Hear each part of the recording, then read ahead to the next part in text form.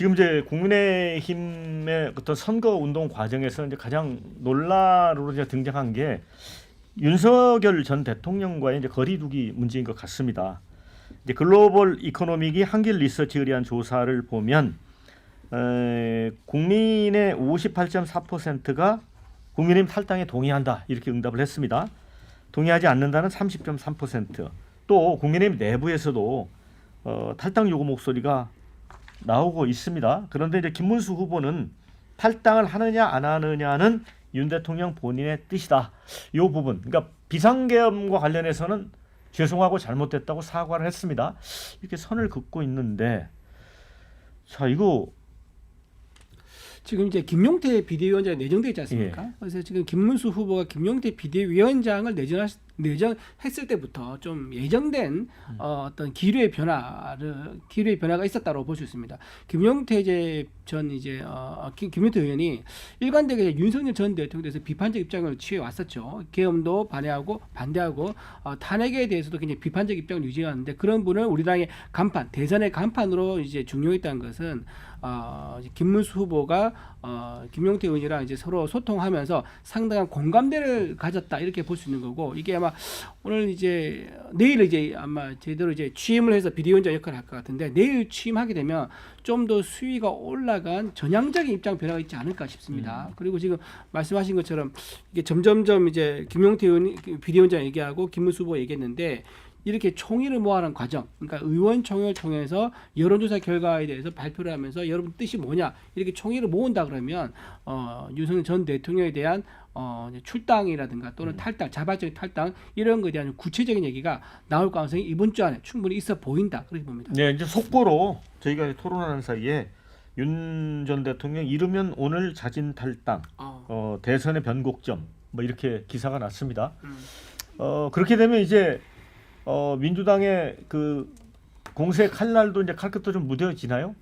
저희는 지금 과거랑 싸우는 게 아닙니다. 네. 결국 미래랑 싸우는 것이고, 국민의힘 내부에서 이 탄핵의 강을 건너고 결국 그 내부에서 1호 당원이라고는 했지만 사실은 국민의힘에 뿌리가 있었던 분은 아니고, 또 그분을 부여잡고 있다가는 국민의힘 자체가 훨훨 타버릴 수가 있기 때문에 이 부분에서 적절하게 대응 조치들을 하는 것이 국민의힘 내부에서 앞으로 정치를 하는 분들을 위해서라도 바람직하는 거여서 저는 고육지책으로 이런 일들이 벌어질 거라 생각하고요.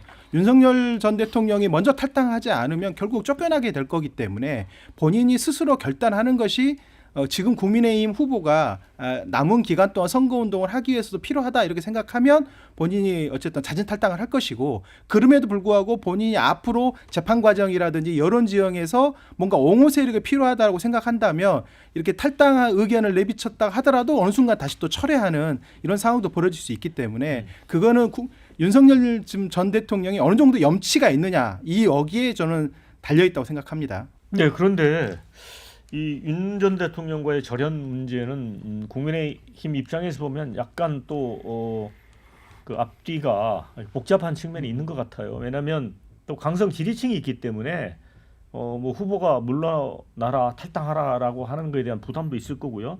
또 한 가지는 그것과 관련된 건데, 그 과정에서 이제 보수 강성 지지층과 또 이렇게 이탈할 수도 있잖아요.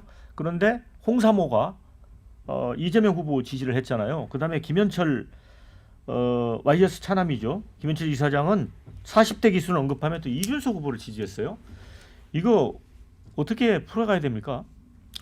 그러니까 지금 당이 굉장히 이 내부 진영 안에서 상당히 갈등을 겪고 있었고, 그것이 다 해소가 안 된 상태에서 선거운동에 돌입을 했습니다. 그런데 홍사모 같은 경우에는 이게 그냥 홍준표 전 시장의 지지 모임일 뿐이지 이것이 홍준표 전 시장의 공식적인 뭐 그런 조직이거나 그렇지가 않다고 합니다. 그렇기 때문에 이분들이 뭐 다른 분을 지지하거나 그런 것들에 있어서는 굳이 개인 시민의 정치적 의사 표시이기 때문에 뭐라고 이야기하기가 좀 그렇고요.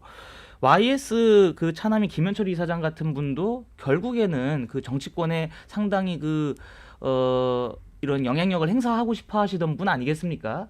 그런 상황에서 김영삼 전 대통령이 40대 기수론을 기치로 내걸고 대선에 나왔었던 적이 있기 때문에 그와 똑같은 가치를 공유하는 이준석 후보를 향한 지지를 하는 것은 어떻게 보면 아버지의 유지를 이어받는 것이다라고 생각을 합니다. 그리고 윤석열 전 대통령이 저는 하루빨리 탈당을 하셔야 된다고 봅니다. 만약에 탈당을 하지 않겠다라고 한다면 당에서 데드라인을 정해놔야 된다고 봅니다. 그 데드라인은 이번 주를 지나선 안 되고요. 만약에 이번 주 안에 정해놓은 데드라인 안에 탈당하지 않는다. 그러면 당의 징계 절차에 돌입을 해서 제명 출당을 시키는 방안까지도 고려해야 된다고 생각합니다. 네, 댓글에 김문수 후보는 이제 외연 확장과 보수 결집 이 둘 사이에 딜레마에 빠진 거다. 김준욱 대변인 이런 글이 있어요.